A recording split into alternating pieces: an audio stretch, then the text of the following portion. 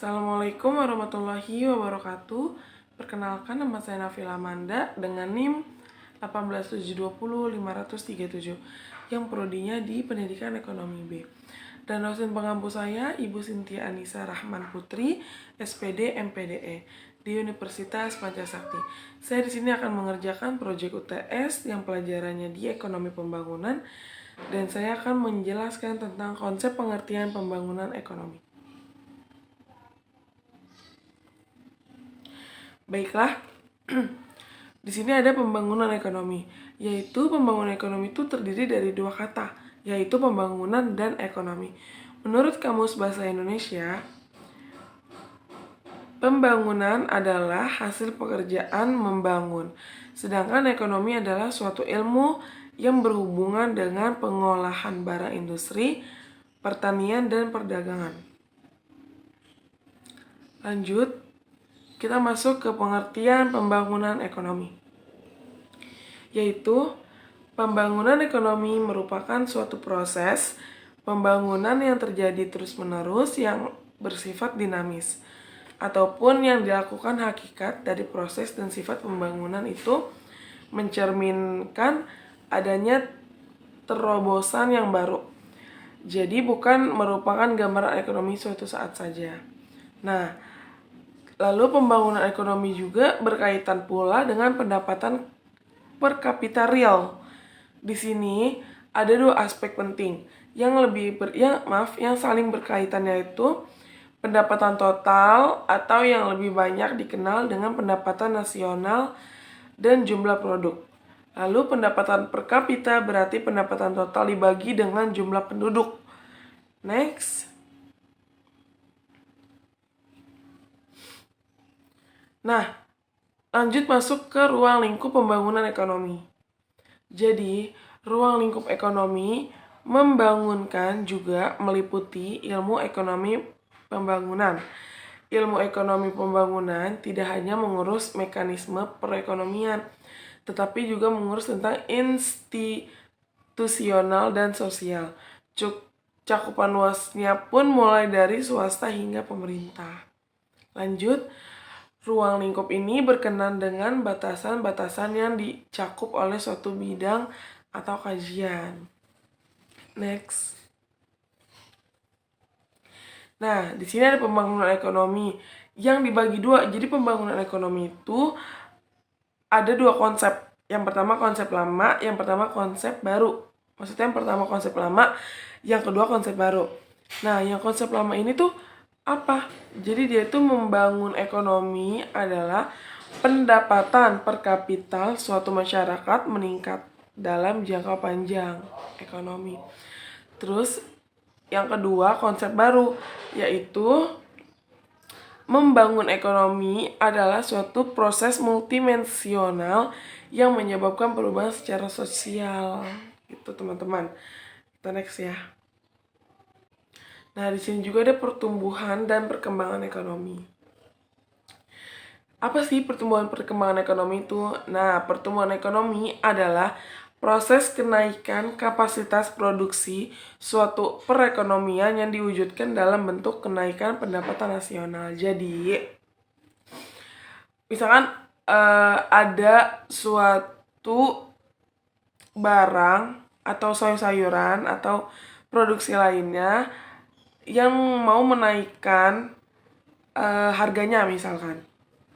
Nah, jadi misalkan harga cabai itu dari 5.000 naik ke 10.000. Nah, itu adalah pertumbuhan ekonomi atau proses kenaikan kapasitas gitu yang diwujudkan dalam bentuk kenaikan pendapatan nasional.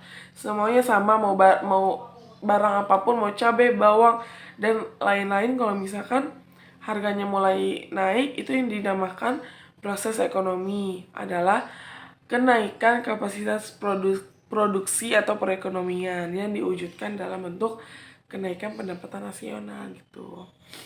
Terus, suatu negara dikatakan mengalami pertumbuhan ekonomi apabila terjadi peningkatan produk nasional bruto (PNB) atau GNP real di negara tersebut. Adanya pertumbuhan ekonomi merupakan indikasi keberhasilan pembangunan ekonomi. Jadi gitu teman-teman. Jadi kalau misalkan udah mulai terjadinya peningkatan produk nasional tuh kayak bruto, PNB, GNP. Nah, itu real ya. Realnya tuh kenapa? Real di negara tersebut. Benar-benar real. Nah, jadi itu merupakan indikasi yang keberhasilan pembangunan ekonomi. Next. Nah, di sini ada perkembangan ekonomi. Pembangunan ekonomi adalah suatu proses kenaikan pendapatan total dan pendapatan per kapita dengan memperhitung adanya pertambahan produk dan disertai dengan perubahan fundamental dalam struktur ekonomi suatu negara dan pemerataan pendapatan bagi penduduk suatu negara. Next. Nah, di sini ada ruang lingkup ekonomi. Saya jelaskan, di sini ilmu ekonomi pembangunan tidak hanya mengurus mekanisme perekonomian, tetapi juga mengurus tentang institusional dan nasional. Cakupan luasnya pun mulai dari swasta hingga pemerintah. Jadi gimana nih maksudnya teman-teman? Nah, jadi ilmu ekonomi itu bukan hanya mengurus mekanisme perekonomian. Misalkan gini, karyawan, pegawai yang bekerja dengan pemerintah atau yang mencakup yang digaji misalkan ya, itu yang ngurus tuh bukan hanya ilmu ekonomi pembangunan, tetapi ilmu ekonomi pembangunan itu bisa juga mengurus tentang institusional dan nasional. Nah, jadi kita nih yang digaji atau yang dikasih uang itu bukan yang mengurus si ilmu ekonomi pembangunan ini, tetapi bisa juga orang lain. Dan kenapa kayak gitu? Ternyata ilmu ekonomi pembangunan itu tidak hanya mengurus tentang institusional dan sosial, dan cakupan luasnya pun mulai dari swasta hingga pemerintah. Gitu teman-teman. Nah, lebih lanjut lagi. Maka pembangunan berwawasan lingkungan menghendaki syarat-syarat sebagai berikut. Yang pertama, pembangunan itu syarat dengan nilai, dalam arti bahwa ia harus diorientasikan untuk mencapai tujuan ekologis, sosial, dan ekonomi. Yang kedua, pembangunan itu membutuhkan perencanaan dan pengawasan yang seksama pada semua tingkat. Lalu, yang ketiga, pembangunan itu menghendaki pertumbuhan kualitatif setiap individu dan masyarakat.